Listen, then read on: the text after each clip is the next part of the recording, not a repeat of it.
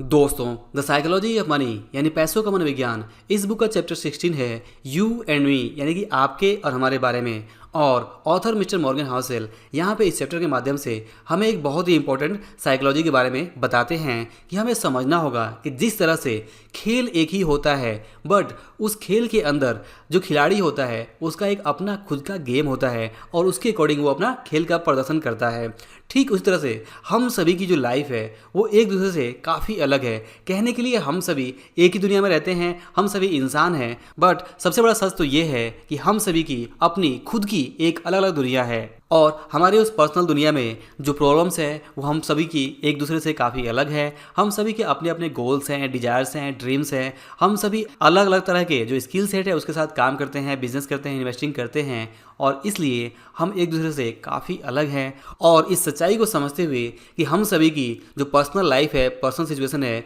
वो एक दूसरे से अलग है, तो इसके अकॉर्डिंगली ही हम सभी का अपना खुद का एक अलग अलग तरह का फाइनेंशियल प्लान या फिर इन्वेस्टमेंट प्लान होना चाहिए। हम सभी को एक दूसरे को कॉपी करने की बिल्कुल भी ज़रूरत नहीं है। अगर कोई पर्सन स्टॉक मार्केट में इन्वेस्ट करके बहुत ढेर सारा पैसा कमा रहा है तो आपको यहाँ पे कॉपी करने की ज़रूरत नहीं है। अगर आप बिना स्किल्स को सीखे कॉपी करने की कोशिश करेंगे तो आप बहुत बड़े ट्रैप में फंस सकते हैं और आप बहुत सारा नुकसान वहाँ पे कर सकते हैं। ठीक इसी तरह से अगर कोई पर्सन बिजनेस करके या फिर रियल एस्टेट में इन्वेस्ट करके अच्छा पैसा कमा रहा है तो वो वहाँ पे अच्छा पैसा कमा रहा है, इसका मतलब ये नहीं है कि हम भी अगर वही काम करने लगे तो हम भी उतना पैसा कमाने लगेंगे। चांसेस है कि अगर हम भी स्किल सेट वहाँ पे डेवलप करते हैं, वो सारी चीज़ें सीखते हैं जो उसने सीखी है, तो हम भी उतना पैसा कमा सकते हैं। बट बिना चीज़ों को समझे हुए, सीखे हुए और विदाउट लॉजिक अगर हम डायरेक्टली उसके जो रिजल्ट है उसे देखकर अगर हम कॉपी करने की कोशिश करें और हम भी वही बिजनेस, वही इन्वेस्टमेंट शुरू करने की कोशिश करें तो हमें वहाँ पे काफ़ी नुकसान उठाना पड़ सकता है। अक्सर हम जब किसी दूसरे को देखते हैं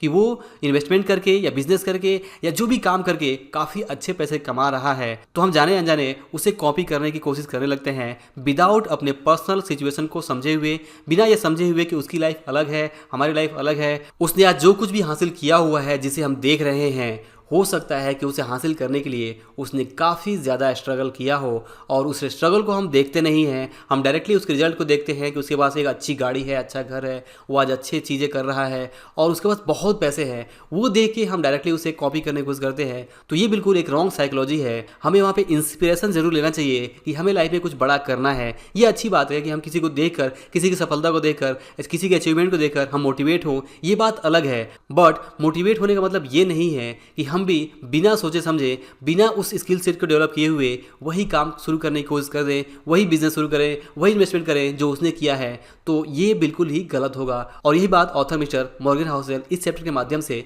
हमें बताना चाहते हैं कि खेल एक ही होता है, बट हर खिलाड़ी वहाँ पे अपने एक्सपर्टाइज के अनुसार अपनी खेल का प्रदर्शन करता है और जो खिलाड़ी जिस चीज़ में एक्सपर्ट होता है अगर वही खेल वो खेलता है तो वो वहाँ पे काफ़ी ज़्यादा अचीवमेंट हासिल कर पाता है। और हमें भी यहाँ पे इस बात को समझना होगा कि हम जिस चीज़ में एक्सपर्ट हैं, जो भी हमारा नॉलेज है, जो भी हमारी स्किल सेट है और जो भी हमारी पर्सनल लाइफ की सिचुएशन है, जो भी हमारे ड्रीम्स है, जो भी हमारे गोल्स है, उसके अकॉर्डिंग हमें एक बैलेंस्ड प्लान बना के चलना चाहिए। और हमारा पर्सनल प्लान, जो भी इन्वेस्टमेंट प्लान जो भी हो सकता है वो बिल्कुल एक दूसरे से काफ़ी अलग हो सकता है। तो अगर एक दूसरे से बिल्कुल अलग है बिजनेस प्लान, इन्वेस्टमेंट प्लान, तो इसमें कोई प्रॉब्लम नहीं है, क्योंकि जैसा मैंने पहले कहा कि हम सभी कहने के लिए इंसान हैं, एक ही दुनिया में रहते हैं, बट हमारी जो पर्सनल दुनिया है, पर्सनल सिचुएशन है, पर्सनल प्रॉब्लम्स हैं, पर्सनल जो ड्रीम्स हैं, डिजायर्स है, गोल्स हैं, वो बिल्कुल एक दूसरे से अलग हैं। तो इसलिए अगर हमारे इन्वेस्टमेंट प्लान या बिजनेस प्लान भी एक दूसरे से काफ़ी अलग है तो इसमें कोई प्रॉब्लम नहीं है। हमें बेवजह किसी को कॉपी नहीं करना है, क्योंकि होता यह है कि जाने अनजाने में लोग जो दूसरे की सफलता को देखकर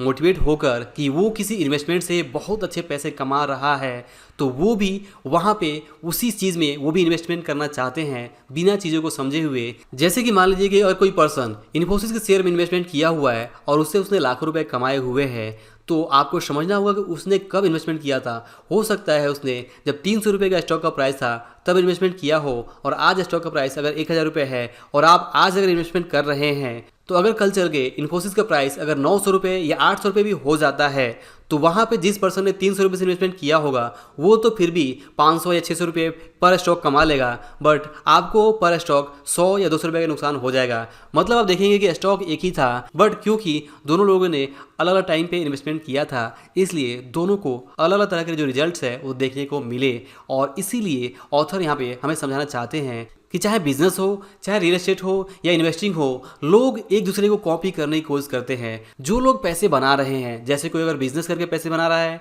या फिर कोई अगर रियल एस्टेट में इन्वेस्ट करके पैसे बना रहा है, या फिर कोई अगर स्टॉक मार्केट म्यूचुअल फंड से पैसे बना रहा है, तो दूसरे लोग वही चीज़ कॉपी करने की कोशिश करते हैं और यहीं पे सारी प्रॉब्लम खड़ी होती है। कॉपी करना बुरा नहीं है, बट कॉपी करने से पहले आपको अपनी पर्सनल सिचुएशन, अपने ड्रीम्स, गोल्स, डिजायर्स, जो भी आपकी लाइफ में प्रॉब्लम्स हैं, वो सब कुछ समझना होगा और आपको अपने सिचुएशन के अकॉर्डिंग, आपको अपने कंफर्ट के अकॉर्डिंग, आप अपने रिस्क उठाने की कैपेसिटी के हिसाब से ही आपको वहाँ पे बिजनेस, इन्वेस्टिंग या जो भी चीज़ें हैं करनी है। यही बात ऑथर मिस्टर मॉर्गन हाउसेल इस चैप्टर के माध्यम से हमें समझाना चाहते हैं कि हम सभी की पर्सनल लाइफ सिचुएशंस बिल्कुल एक दूसरे से अलग है और इसलिए कभी भी हमें इन्वेस्टिंग के मामले में, बिजनेस के मामले में या कोई भी दूसरा पैसे का मामला हो, वहाँ पे अपने पर्सनल सिचुएशन के अकॉर्डिंग ही डिसीजंस लेने चाहिए और जो भी हमारी पर्सनल लाइफ की सिचुएशन के अकॉर्डिंग फिट बैठता हो वही बिजनेस, वही इन्वेस्टमेंट हमें करना चाहिए। अदरवाइज भले ही कोई कितना भी पैसा किसी बिजनेस से या इन्वेस्टमेंट से कमाए, हमें वहाँ पे उसे देख के कॉपी करने की कोशिश नहीं करनी है, क्योंकि इसी को लालच कहते हैं।